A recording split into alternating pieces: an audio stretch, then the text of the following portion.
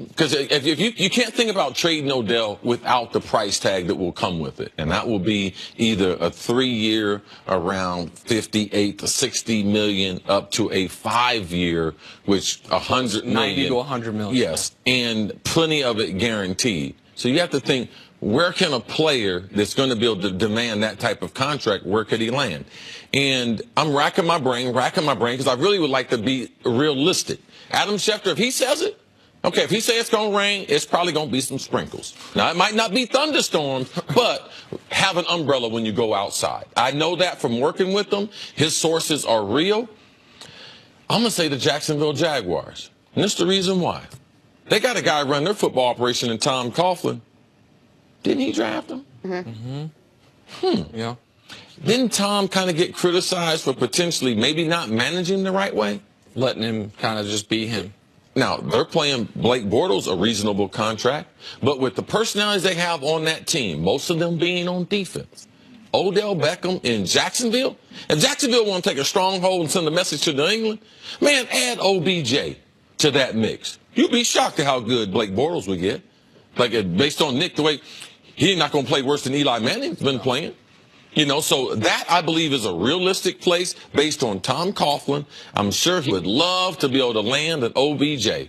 And the Jacksonville fans, now, they would have realistic expectations for a Super Bowl for the next 5 years. All right, so there are some teams from as far as teams that have the trade capital. The Colts, they got those extra picks from trading with the Jets. They're also 6th pick of the draft, and they have cap space. The Colts are interesting. The Packers don't have a surplus of picks. They don't have a surplus of cap space, but man, oh man, it'd be fun to watch him with Aaron Rodgers. Like, that's one that jumps out to me. 49ers, if they're trying to supercharge this thing. Now, they just gave Jimmy G all that money, but they do have the 9th pick of the draft. They have some draft capital. And they need a wide receiver. They need a wide receiver badly. But I'm gonna go to a team that I understand, culture-wise, cap-wise, all these reasons why people are going to say it's unlikely. I just want to know what it would look like if it happened.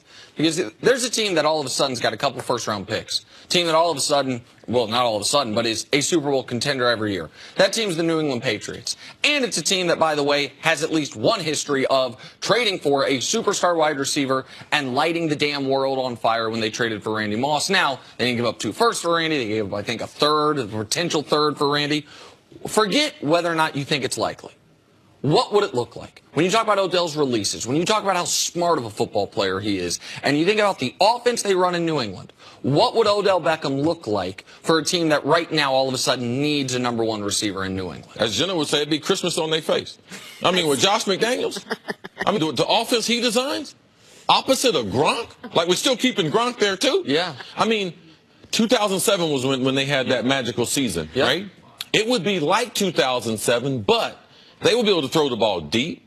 They didn't have a great short passing attack in 2007 because Randy Moss is not the short and intermediate receiver, and he is not the route runner, and he is not the run after the catch that OBJ is. Now, Randy Moss is a first ballot Hall of Famer. But in those intermediate areas, in that release off the line of scrimmage, OBJ is a better football player, and they would maximize that. Like in those quick throwing that Tom Brady likes to do, get the ball out of his hand so guys can run with it.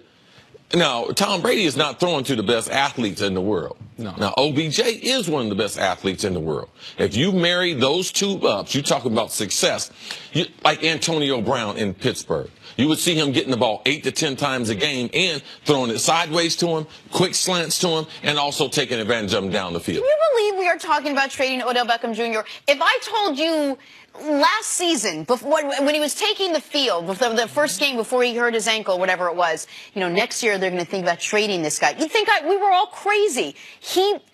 It boggles my mind that this is a guy who brought all of this on himself. The Giants never wanted to trade him. He might not still be traded, but you were talking about a report from Adam Schefter.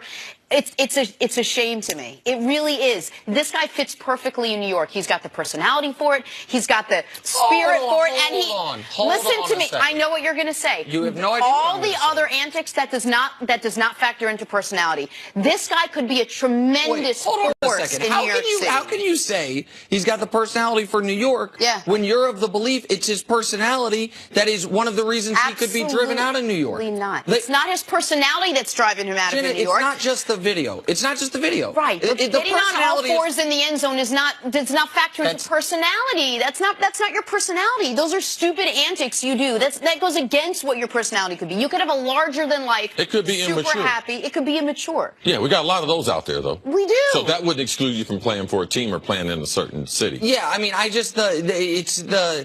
first of all, I just reject the idea that I don't think it's fair to say Odell's perfect in New York if only he would change to become perfect for New York. Odell is Odell. Maybe it's going to end up getting him out of New York. Maybe he's going to end up regretting how he's acted the last few years, or maybe he's going to go back with the Giants or go to Jacksonville or go somewhere else and continue to be one of the 2 best in the world at what he does.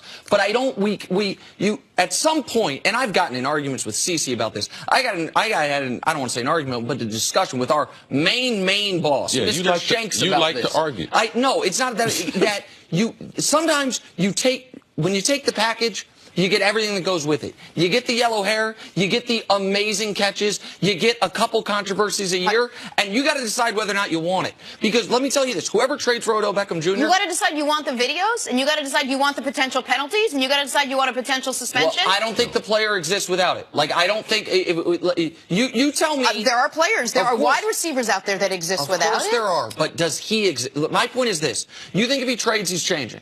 You think if he resigns, he's changing.